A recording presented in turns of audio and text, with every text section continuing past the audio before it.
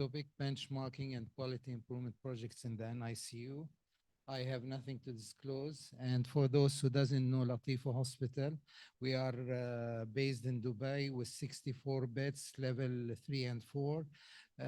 And the most important thing in our unit is the teamwork.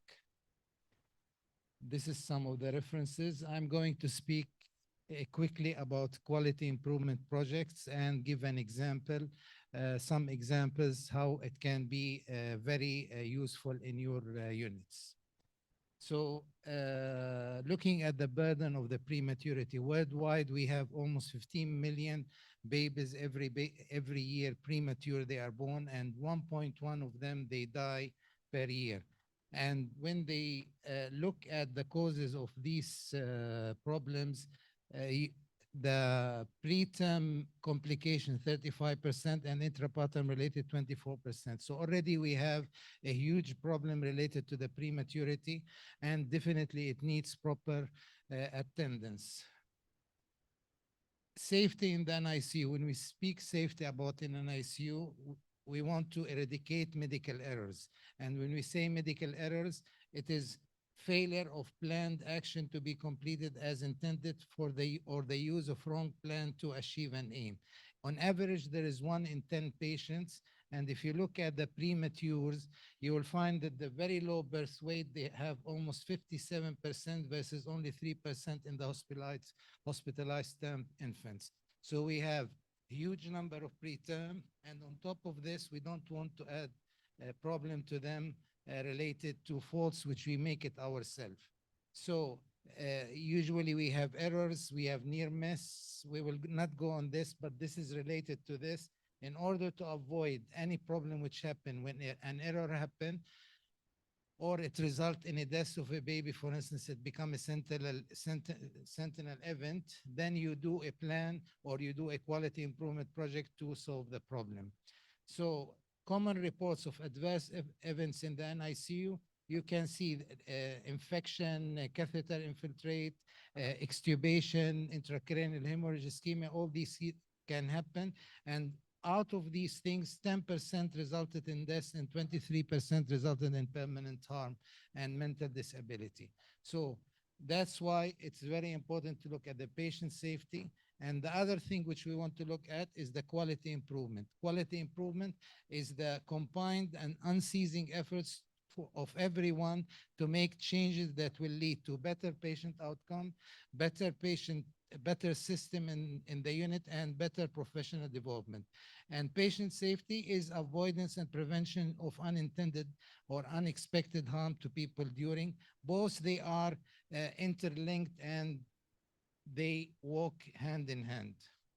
Now, how do we know if we are providing a quality service in our unit?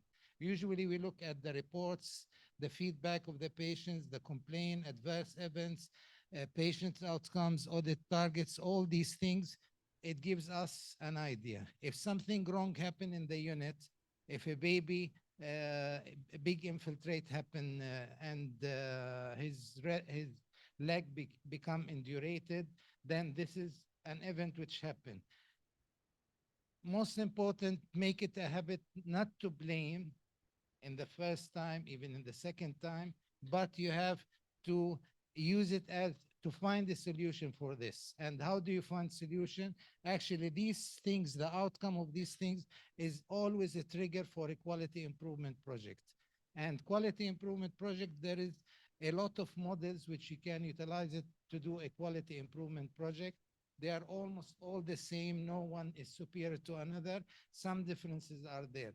Just out of the knowledge, these are all quality improvement tools which you can use it in conducting a quality improvement project. And the most, in our hospital, we use the Focus PDCA. And we will know what is Focus PDCA. So quality improvement projects, actually, it builds a bridge between the scientific approaches, theory and knowledge, and delivery of a safe medical and medical care, preventing adverse events, preventing errors. And this will make the practice better, and it will improve the practice, and it can be applied on everything in the unit, from the patient care to clinical guidelines, everything related to the neonatal unit. You want to improve it, you want to put solution, it can be used as we will see in a while. Now, the other thing which we just mentioned, the benchmarking. When we say benchmarking, you are doing treating your patients and you are calculating what's the outcome of these patients. There is how many infections, how many intracranial hemorrhage, whatever. So you want to compare this to another, a process of comparing performance data with peer organizations in order to identify areas of improvement and track progress over time. If I see that the percentage of IVH in my unit is 10%, how I will know that this is normal or not normal? I have to benchmark it to another place to know what is the proper level. Now, this benchmarking can be internal or external. When we say internal, you are benching it to yourself, to your previous reports. When you are doing external, there is many places where you can use the approach them. The most famous one is the Vermont Oxford Network. Vermont Oxford, we bench our results with the Vermont Oxford Network. It's supposed to be a non-profit organization having more than 1,200 neonatal intensive care units linked to it, covering all levels, 1 and 2 and 3 and 4.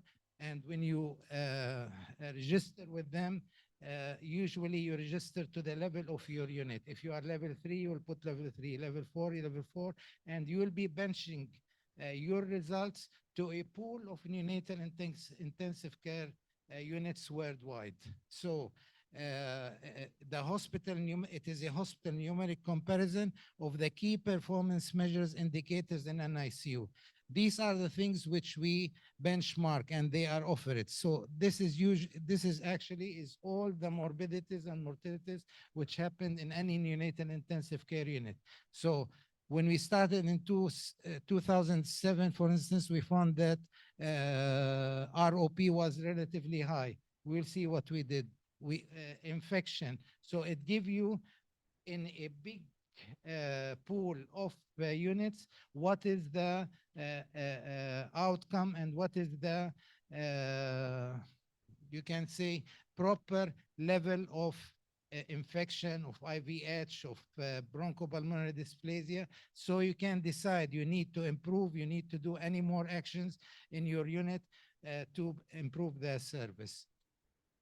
So as we said, do a hospital numeric comparison and of your key performance measures. Now, when we say key performance measures, usually, let's say this is the beginning of the year. I have, for instance, infection in my unit. I found that a big number of infection is coming. So I want to use this infection as a key performance measure to measure to improve it. I have to make something called a smart change, which means what? I have specifically to mention I want to measure infection of fungal infections, for instance. I have to use to assess something which is measurable. I will not choose to something which you cannot measure it. You can see that there is 1, 2, 3, 10%, 50% of infection. This is a measurable thing.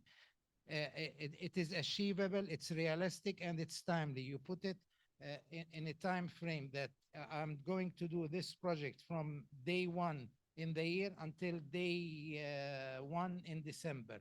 I have 1 year. During this period, I'm going to do what we were saying, the quality improvement project, based on the benchmarking, which I found that my result is worse than the infection which is on the network. So I want to improve it to come down to this level, to become, for instance, I am 10% to become 5%. We will see now. So one of the tools which we use in this when we decide to do a quality improvement project is what's called a cause-effect diaphragm fishbone diagram. Usually this presentation, quality improvement projects, we do a workshop 1 day because it has so many things in it, but I'm giving you just a glimpse. One of the things which is important is this cause-effect diagram in which you put a diagram What is the effect you want to do it? You want to decrease the rate of infection. You will look at the causes in the methods which you are using in the people which they are involved, the equipment you are using, the environment which you will analyze all these things. Why infection can happen? Put the answers. This is the cause, and in the end, it is the effect. Why we need this? Because I want to do what's called the Focus PDCA, a quality performance improvement model. When I decide to do a Focus PDCA, this is the idea. Find a process to improve. I want to improve the infection. Organize a team that knows the process. So I'm choosing doctors, nurses, lab technician, everybody involved in the unit in this. Clarify current knowledge of the process and understand the causes of the process variation. Now, here, this is why we use the fishbone, and we will see one example of the cases. Then select the process of the improvement, what you want to do. After this is the focus. The PDCA, I analyzed, I prepared the team, I knew the problem, what is it? Now I want to plan what I'm going to do and how to implement this and what data I'm going to collect. So this is the planning. Then do start doing the improvement by implementing the plans which you have put. Collect the data, do data analysis. Then after that, check data for the process if there is improvement or not. You don't do it in the beginning of the year and you come and look at it at the end of the year. No, it is a continuous process, as you will see. If there is improvement, continue on this process. If there is not, make the adjustment. And that's why we say repeat the focus BDCA again and again and again. You can do more than 10 cycles per year in order to reach the target which you want. So if we will look at the example, this example about antibiotic usage in our NICU. Okay, we followed the same process, focus BDCA. We planned, we sit together. Okay, what was the problem? Why we decided to do this? Because in May 2019, antibiotic usage guidelines in ICU was changed and the empirical antibiotic administration decreased to 48 hours from 72 hours. So originally we are giving for 3 days. Now we change it to 48 hours. Then in June, we change it to 36 hours instead continuing for 48 hours. Why we want this change? To decrease the multi-drug resistant organisms. We want to decrease the length of the stay of the newborns in the unit and decrease the financial burden for patient and for the hospital, because this antibiotic which you are using, it costs money. So we did the same thing. We made a team. Everybody discussed. We did the focus BDCA, the first part, and then we found several factors are involved in the cause and the effect multi-drug resistant organism, excessive use of broad spectrum antibiotics, poor hand hygiene, etc. How did we know this? This is from the fishbone. We looked at the education, inappropriate use of antibiotic, lack of antibiotic usage monitoring tool, neonate, they have prolonged stay in the NICU, invasive procedures many, poor hand hygiene. We analyzed everything in this unit related to antibiotic usage so that it can give us what are the contributing cause to this high usage of multi-drug of antibiotics. And what was the result? When we started, so of course, this is the target. The target, we want to be 85, 90, 90, and then later on we decrease to 70. So when we started, this is the percentage of neonate compiling with the NICU antibiotic usage guidelines that is stopping 72 hours. As you can see, we were better than the target. It was, we are supposed to be maximum 85, no, 96.5, 96.5, we are stopping at 72 hours. When we saw like this, and later on we changed to 48 hours, again, it was the same. Then at 36 hours, it was, so we decreased the target from 90 to 70%. Always, if you are improving, you will make it more and more difficult to you. And What was the result of all this? This is the rate of the compliance to the antibiotic usage guideline, the education, the awareness of if everybody. This is the average length of stay in the NICU. It has decreased from 21.6 to 14.2 days. And this is the effect on the cost of consumption value. It decreased from 658,000 to 139. And by the way, this we calculate that we take into consideration the number of the patients. Our unit is most of the all the time actually more than 100% bed occupancy, 64 bed. So in spite of this, we managed to decrease the cost of the antibiotics. So you did well with this quality improvement project, and you will keep continuing and repeating this and assessing your data. Another example is decreasing ROP in the neonate. When we joined the Vermont, we followed the same things: the focus PDCA, find the process, organize a team, clarify current knowledge, understand the cause, and then select the process, and then plan, do, check, and act. So when we started, this is when we started, it was Al-Wasl in 2007. When we joined the Fairmont Oxford Network, you can see we were 50.50% NEROP, while the level in the Vermont Oxford Network was 35.6. In the year after that, when we started the quality improvement project, it has decreased to 33. And then in 2009, we have come down to 28%. This is all ROP I'm speaking.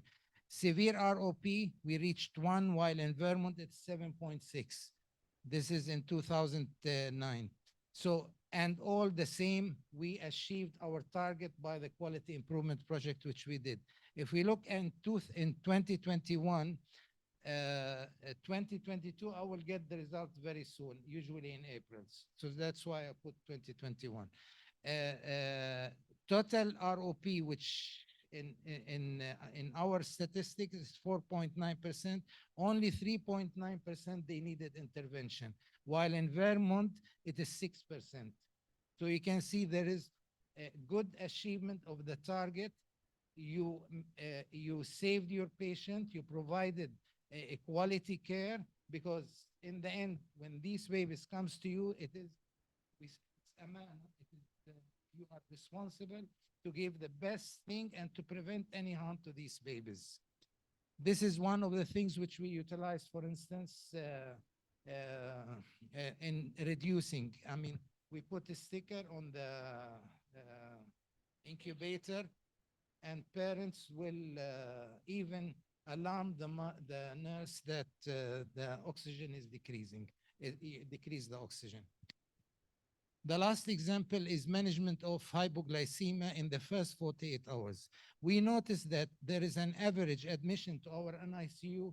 24.2% of babies are admitted only with neonatal hypoglycemia, which is not logic. There is something, definitely there is something wrong. So when we analyzed at that time, it was mainly because of the BFHI and the cancellation of the rooming or implementation of rooming in. So this has increased dramatically the number of hypoglycemia in our unit. And there was, by the way, no clear guidelines, even internationally, for the neonatal hypoglycemia up to 2011. The first international established in 2011. So anyway, we did the same thing, the focus BDCA. We involved everybody, the nurses, the doctors, the lab team, the parents, and we followed the same step. Focus, find the problem, organize, discuss, read, find all these things. And the target is to decrease admissions to the NICU in the first 48 hours. We did the guidelines. This is the inclusion criteria. We too much insulin, the big babies, the infant of diabetic mother or LGA, too few reserves, the small babies, late preterm or term SGA, and maternal drug effects. And the exclusion criteria, those less than 34 weeks or multiple congenital anomalies. And we developed this guideline in which every step is mentioned. The nurse, she will take the action even without the calling the doctor. It's mentioned when to call the doctor after the first time or the second time. And what was the result? You can see we started with 24%. We implemented here the guideline. The admission came down to 11.5%. Again, it was 12 point. The benchmark we implemented here. This is the first article which was mentioning what is the expected rate of admission because of neonatal hypoglycemia, and yet we were always below the benchmark. And of course, you have to repeat the cycle. So I decreased the admission from 24.2% to 4%. So these quick three examples. We have more than 30 KPI in the unit. All of them, they have, or most of them, they are part of a quality improvement project. Not necessarily always for improvement, but again for monitoring, because as we said, we are comparing our data with the benchmark. So I want to make sure that the results and the outcome is proper. This is one of the articles which we published, and regarding the quality improvement initiatives in neonatal intensive care unit for improved care outcomes, a review of evidence. And all these things, definitely there is, you will find that there is evidence that doing quality improvement projects is definitely helpful in any unit. Now, the last slide. Neonatal care is usually an extremely data-intensive activity. In 2017, I came with this project, شبكة دبي البنية لا تفضل, Dubai Neonatal Network. The idea that it collects data from all NICU in Dubai. This data will do the same principle of Vermont-Oxford network.